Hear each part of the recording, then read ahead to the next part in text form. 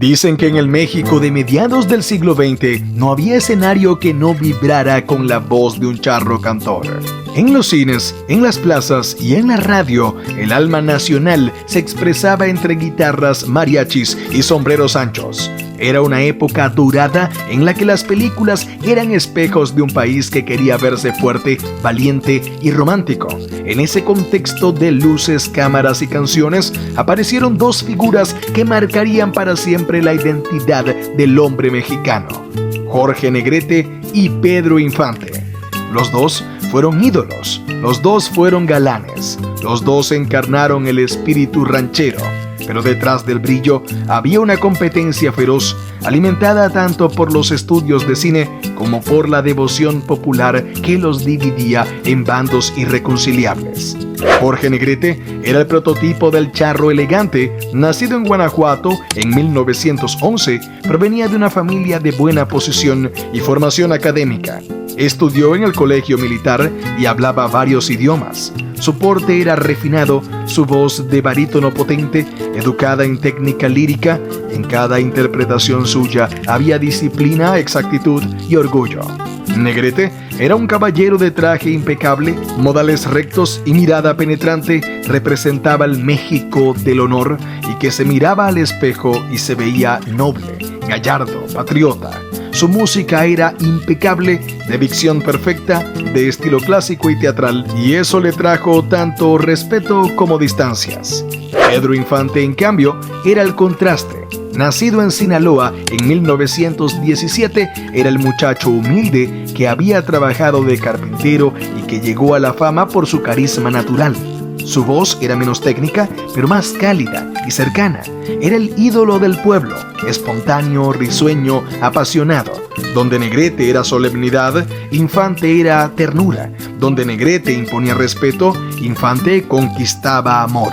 Esa diferencia de temperamentos no solo se reflejaba en sus canciones, sino en la manera en la que el público los percibía. Negrete era el charro idealizado, Infante el charro humano. El encuentro entre ambos ocurrió en los estudios cinematográficos a comienzos de los años 40, cuando la industria del cine mexicano vivía su apogeo. Negrete ya era una figura consagrada gracias a películas como Ay, Jalisco, no te rajes o El Peñón de las Ánimas, donde compartió pantalla con María Félix. Infante, por su parte, estaba abriéndose camino, buscando un lugar en un ambiente dominado por grandes nombres. La primera vez que se cruzaron no fue precisamente amistosa. Existen relatos de que Jorge Negrete, al verlo, lo consideró un muchacho sin técnica, de voz demasiado campesina para las exigencias del canto ranchero fino que él defendía. Esa actitud, aunque jamás confirmada oficialmente, fue interpretada como desprecio. Infante, con su humildad característica, respondió con trabajo y simpatía, convencido de que el corazón del público no se ganaba con estudios de canto, sino con sinceridad. La rivalidad creció a medida que Pedro comenzó a ocupar el espacio que antes parecía exclusivo de Jorge. Las películas de Infante arrasaban en taquilla, su voz sonaba en todas las estaciones de radio y las mujeres suspiraban con su sonrisa. Negrete, acostumbrado a ser el rey indiscutible del género, vio cómo su reinado era puesto a prueba por aquel joven sinaloense que representaba una nueva versión del charro, más popular, más humano, más cercano. Los productores de cine y los medios, conscientes de la tensión, la explotaron al máximo. En las revistas de espectáculos se hablaba de la lucha de los charros, el duelo de voces, la batalla de los ídolos. Y aunque ambos evitaron declaraciones directas, el contraste entre sus personalidades era tan notorio que bastaba con verlos para entender que encarnaban dos Méxicos distintos. Jorge Negrete, desde su posición de artista culto, no soportaba la improvisación. Le molestaba que algunos cantantes se saltaran las normas del canto académico, y se dice que en más de una ocasión expresó en privado su desdén por quienes cantaban a gritos. Pedro Infante, sin embargo, nunca mostró animosidad pública hacia Negrete. En sus entrevistas lo trataba con respeto, pero el tono de voz prudente delataba cierta incomodidad ante las comparaciones. El pueblo, por su parte, avivaba la rivalidad como si se tratara de un partido de fútbol. Había quienes gritaban «¡Viva Negrete, el verdadero charro cantor!» y quienes respondían «¡Arriba Infante, el ídolo del pueblo!».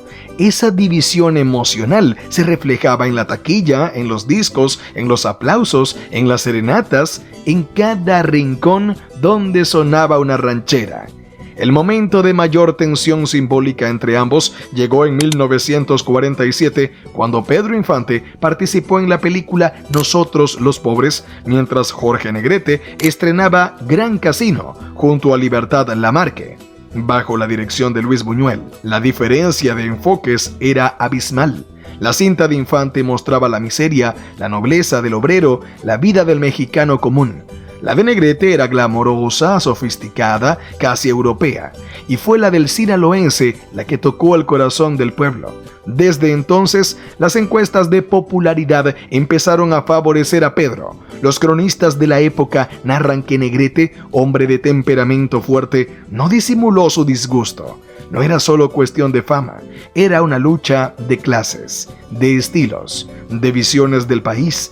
El México campesino y obrero se reflejaba en Infante y el México caballeresco en Negrete. Paradójicamente, el destino quiso que sus vidas se cruzaran en circunstancias que suavizaron la enemistad. En 1952, cuando Jorge Negrete enfermó gravemente por complicaciones hepáticas, Pedro Infante fue uno de los artistas que se ofreció a donar sangre para ayudarlo. Los médicos lo rechazaron porque el tipo sanguíneo no era compatible, pero el gesto conmovió a todos. Cuando Negrete murió en 1953 en Los Ángeles, Pedro Infante lloró genuinamente su partida y participó en su homenaje en Bellas Artes. Aquel día, miles de personas abarrotaron las calles. El ídolo del pueblo despedía al charro que había abierto el camino. Fue entonces cuando la rivalidad se transformó en respeto. Infante, en declaraciones posteriores, dijo que Negrete había sido un ejemplo y que el país debía estar orgulloso de haber tenido artistas de su talla. Después del fallecimiento de Negrete, Pedro Infante heredó el trono simbólico de la canción ranchera. Durante los años siguientes se convirtió en el rostro más querido de México, pero nunca olvidó la sombra elegante de quien lo precedió. En más de una entrevista mencionó que el perfeccionismo de Jorge lo había motivado a esforzarse más. Era como si la rivalidad, que alguna vez fue herida, se hubiese convertido en impulso.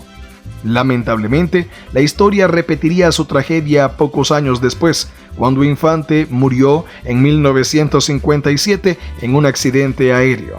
Entonces, ambos ídolos quedaron congelados en el mito, eternamente jóvenes, eternamente opuestos, eternamente ligados por la historia. Hoy, al mirar atrás, la rivalidad entre ambos es más una metáfora que un conflicto. Representa el eterno contraste entre la perfección técnica y el sentimiento popular, entre el artista formado y el artista nacido del alma. En las películas que dejaron, en las canciones que aún suenan, México lindo y querido, Amorcito corazón, El jinete, 100 años, Copa tras copa, se siente esa herencia compartida.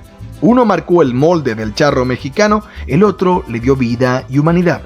Entre los dos moldearon la identidad musical de todo un país, y aunque la historia quiso enfrentarlos, el tiempo los reconcilió en la memoria colectiva. Dos voces distintas, un mismo México eterno. Cuéntame, ¿qué te ha parecido esta impactante historia? Te leo en comentarios. Si deseas conocer más datos interesantes como los vistos en este video, te animo a unirte a nosotros suscribiéndote al canal, dando like a este video y comentando qué te ha parecido el contenido. Gracias por ver. Hasta la próxima.